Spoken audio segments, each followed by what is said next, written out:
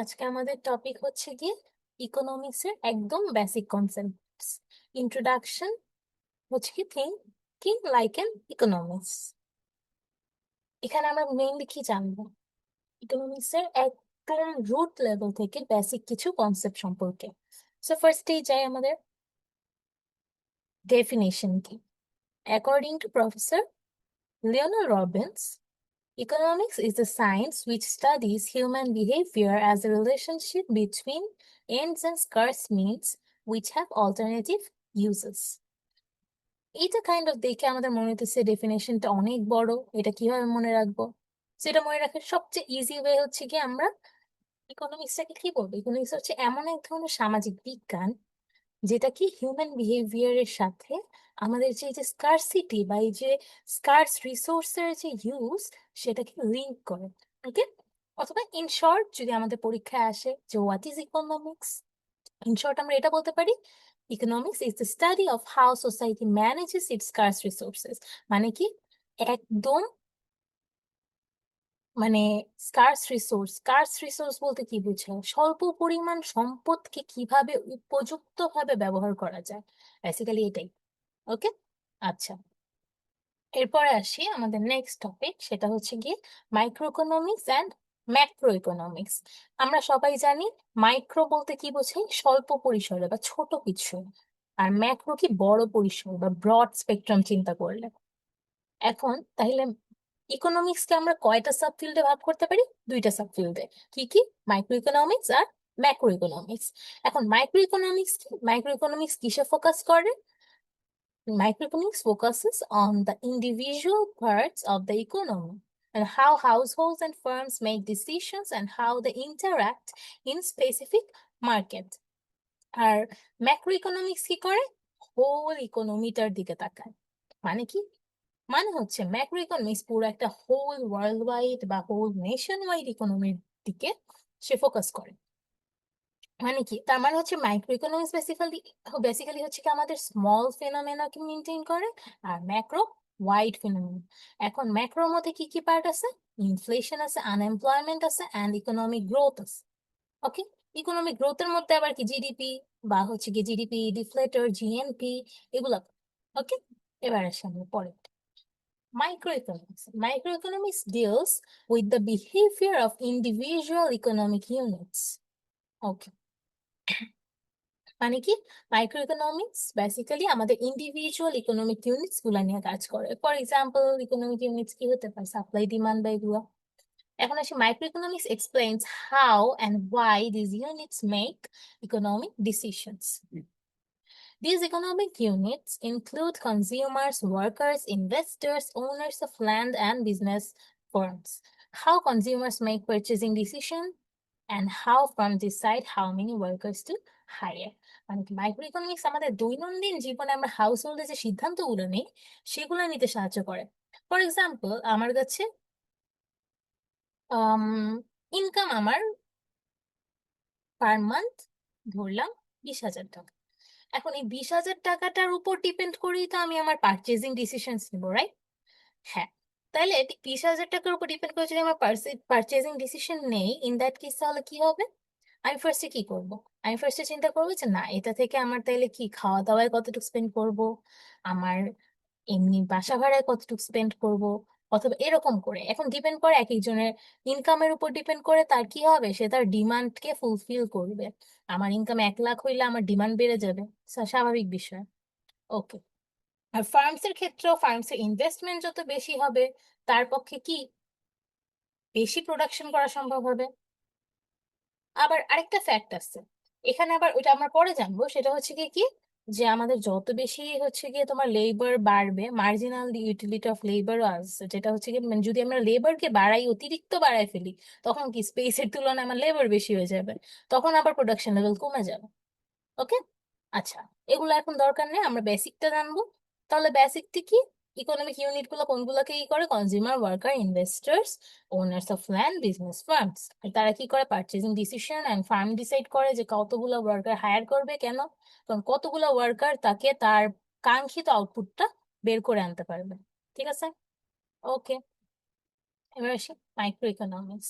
The word economy comes from a Greek word oikonomia. এটা হচ্ছে economics এর main হচ্ছে কি কোন ওয়ার্ড থেকে আসছে, যেটা মানে কি one who manages a house hold. A household and economy face many similar decisions, যেমন কি who will work, মানে কি একটা হাউসহোল্ডে কে কাজ করবে, what goods and how many of them should be produced, কি টাইপের গুডস প্রডিউসড হবে, what resources should be used in production, and at what prices should the goods be sold. Okay, so এখন এখানে আবার তাহলে কি কি আমার মেইন ফ্যাক্টর আসতেছে, যে আমরা কাজ করবে কে, অথবা হচ্ছে কি টাইপের পণ্য উৎপাদন হবে, কি টাইপের গুলা থেকে হচ্ছে কি আমি প্রোডাকশন বেশি হবে, এবং আমরা সেটাকে কি প্রাইসে সেল করব। ওকে, কারণ প্রাইসে কোন প্রাইসে সেল করবো সেটা আবার কিসের উপর ডিপেন্ড করবে, অবভিয়াসলি আমার কস্টিং এর উপর ডিপেন্ড করবে। আমি ধরো আম, উৎপাদনে আমার কোনো একটা পণ্য উৎপাদন করতে আমার কস্টিং খরচ করছে 60 টাকা, 60 টাকা। এখন 60 টাকাকে আমি কি করব, অবভিয়াসলি আমি 60 টাকাকে কি করার চেষ্টা করবো, বাড়ানোর চেষ্টা করব, যে আমার নিজেরই খরচ পড়ছে এটাকে তৈরি করতে 60 টাকা, তাহলে আমি এটাকে সেল করবো কত টাকায়, 65 or 70 টাকা, কিছুটা প্রফিট রেখে। এইভাবেই আমরা কি করব, প্রাইস লেভেল নির্ধারণ করব। ওকে, এখন আবার মনে করি আগে কি পড়ছিলাম, কি economics is the study of how society manages স্কার্স resources, এটা খুবই ইম্পর্টেন্ট একটা জিনিস। এবার আসি ইকোনমিক্স এর মধ্যে আবার দুই ধরনের স্টেটমেন্ট আছে। হ্যাঁ, স্টেটমেন্ট কি পজিটিভ স্টেটমেন্ট আর নর্মেটিভ স্টেটমেন্ট। এখন পজিটিভ ইকোনমিক্স বলতে কি বোঝায়, is the study of economic issues subject to verification. আর নর্মেটিভ ইকোনমিক্স কি refers to the study of economic issues which involve a value judgement. এখন এই দুইটার মধ্যে ডিফারেন্স কি, একটা হচ্ছে গিয়ে কি ডিল করে, একটা হচ্ছে গিয়ে আমার economic issues related to past present and future এগুলোকে ডিল করে, আর একটা ডিল করে কি, deals with the opinions of economists related to solutions for economic issues or problems. আচ্ছা, এখন পজিটিভ স্টেটমেন্টের ক্ষেত্রে কি বলবো আমরা, what was, what is, what would be. আর নর্মেটিভ কি, নর্মেটিভ হচ্ছে কেমনটা হওয়া উচিত, what ought to be. Okay, এবার আসি verification of truth. Here facts and figures are used to verify the truth. আর নর্মেটিভ স্টেটমেন্টের ক্ষেত্রে কি, these statements are not verifiable at all। কেন, কারণ পজিটিভ স্টেটমেন্ট আমরা কি একদম আমার পাস্ট প্রেজেন্ট আর ফিউচার ডেটা নিয়ে ডিল করতেছি, এই ইস্যু আছে, এই ডেটা আছে আমার কাছে, সেটা নিয়ে আমি একটা কিছু ভেরিফাই করে বলতে পারবো ট্রুথটা। আর নর্মেটিভ স্টেটমেন্ট কি, আমরা বললাম যে না আমাদের দেশ এক সময় দুর্নীতি মুক্ত হবে, হওয়া উচিত। এখন হওয়া উচিত তো ঠিক আছে, এখন হচ্ছে কিনা এটা হচ্ছে কি ফ্যাক্ট। আচ্ছা, এখন ভ্যালু জাজমেন্টের ক্ষেত্রে আসি, it doesn't involve value judgement আর ওপিনিয়ন্স। আর নর্মেটিভ স্টেটমেন্টের ক্ষেত্রে কি ভ্যালু জাজমেন্ট আর ওপিনিয়নটা অবশ্যই ইনক্লুডেড হবে।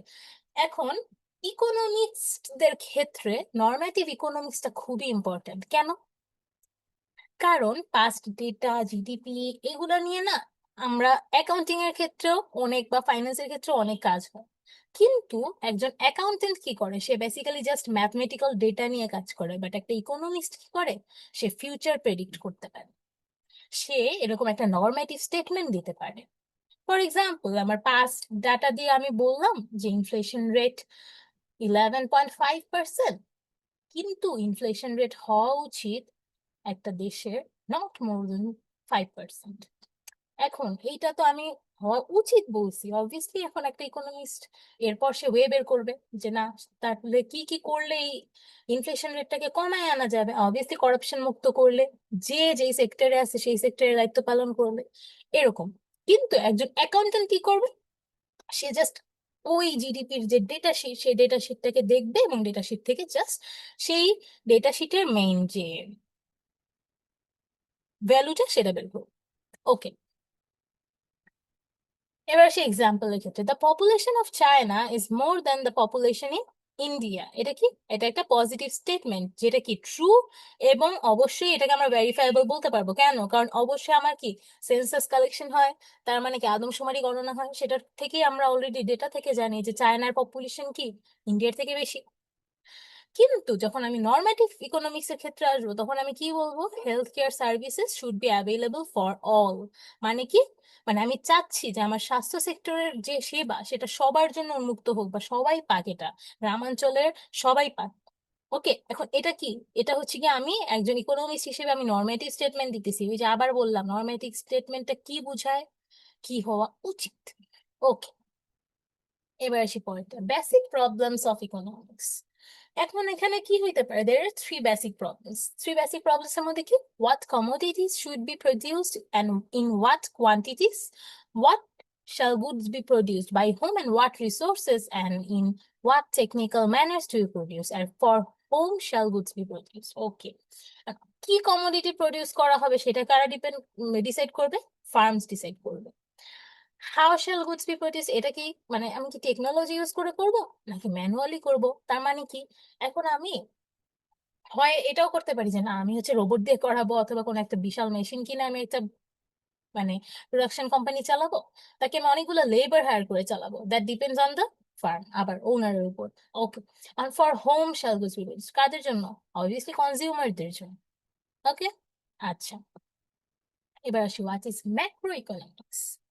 Macroeconomics focuses on the overall performance, structure, and behavior of an economy as a whole. It examines broad economic indicators like inflation, unemployment, economic growth, and national income.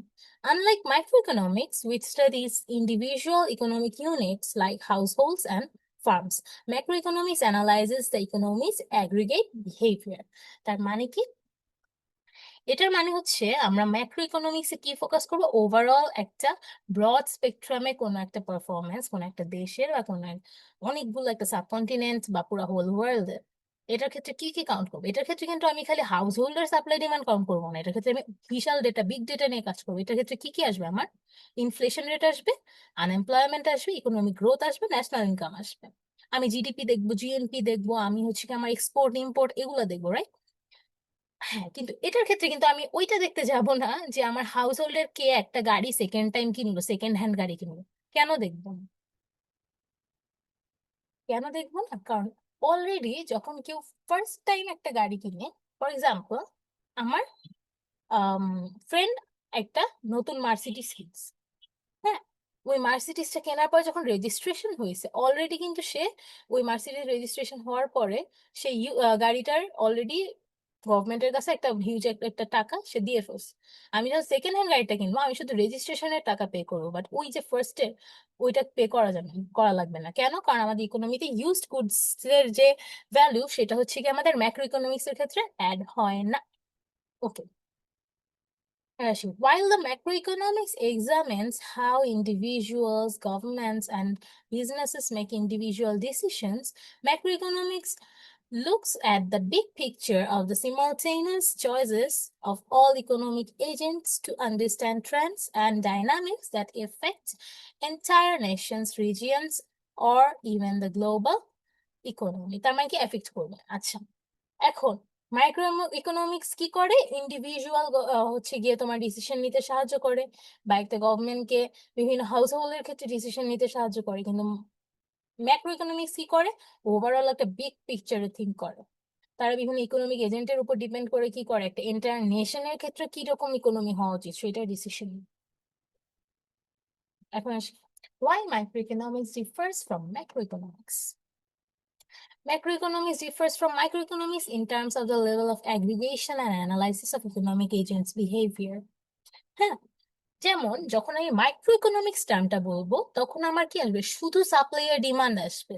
কিন্তু আমি যখন macro economics বলবো, তখন আমার aggregate supply, aggregate demand আসবে। মানে কি, মানে হচ্ছে মাইক্রো ইকোনমিক্সে আমি একটা যে কোনো একটা হাউস হোল্ডের শর্ট পরিসরে আমি সাপ্লাই ডিমান্ড নিয়ে কাজ করতাম, কিন্তু যখন আমি ম্যাক্রো ইকোনমিক্স বলবো, তখন আমি কি হিউজ একটা পরিসরে আমি চিন্তা করবো। ওকে, economic agents are private households, firms, and governments that make economic decisions. And microeconomics কি করে? Microeconomics focuses on analyzing the decision making of these economic agents at the individual level and specific markets. In contrast, macroeconomics aggregates outcomes to all economic agents at the level of an economy. Okay, তাহলে consequently কি, the outcomes of microeconomic analysis incorporate the rationality of decision making, while the aggregation at the macroeconomic level should quantify the total results of all economic agents. There arises a problem. Decision makers in an economy are heterogeneous in their characteristics and their rules of economic engagement may differ. Okay, তার মানে কি? Micro economic অ্যানালাইসিসের ক্ষেত্রে obviously rationality আর decision making এর ক্ষেত্রে person to person অনেক vary করতে পারে।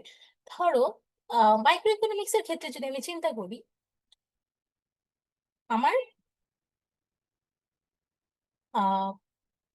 প্রাইসের উপর ডিপেন্ড করবে কি আমার ডিমান্ডের পরিমাণ।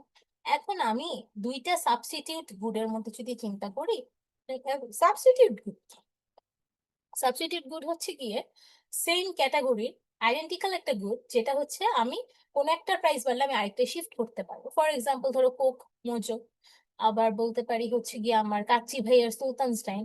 এখন ধরো হঠাৎ করে সুলতানস ডাইনের প্রাইস এক একটা কাচ্চির প্লেট 400 টাকা হয়ে গেছে, and আমি দেখতেছি যে 300 টাকায় কাচ্চি ভাইতে সেম প্লেটটা বিক্রি হচ্ছে। অবভিয়াসলি আমি কি করব? কাচ্চি ভাইয়ে শিফট করব। কেন? কারণ আমাদের ইকোনমিক্স কি বলে সব সময়, আমাদের প্রাইসটাকে যথাযথভাবে ইউজ করতে হবে। তার মানে কি আমি যত কম কিনতে পারি, যত কমে আমার মার্জিনাল ইউটিলিটি যত বেশি হয়। এখন যদি দুইটার টেস্ট সেম থাকে, দুইটার ফ্লেভার যদি আমি সেম লেভেল অফ স্যাটিসফ্যাকশন পাই, আমি কেন আমার 100 টাকা জলে দিব, রাইট? আচ্ছা, আর ম্যাক্রো ইকোনমিক্স এর ক্ষেত্রে কি, ম্যাক্রো ইকোনমিক্স এর ক্ষেত্রে যেহেতু হোল নেশন ওয়াইড জিনিসটা কাউন্ট হচ্ছে, এজন্য আমি কি করব, আমার পুরাটা হচ্ছে গিয়ে মানে একটা হোল কান্ট্রি ডিসিশনের উপর এটা ডিপেন্ড করে। মানে আমার জিডিপি বাড়তেছে, সেটার সাথে রেমিটেন্স বা এক্সপোর্ট ইম্পোর্ট অনেক কিছু ডিপেন্ডেন্ট। মাইক্রো ইকোনমিক্স এর ক্ষেত্রে কি সেটা ডিপেন্ডেন্ট না। ওকে, তাহলে আজকে আমাদের রেটিং অনেক টপিক ছিল এটাই। থ্যাংক ইউ সবাইকে ভিডিও দেখার জন্য। নেক্সট ভিডিওর জন্য ওয়েট করতে থাকো। Thank you.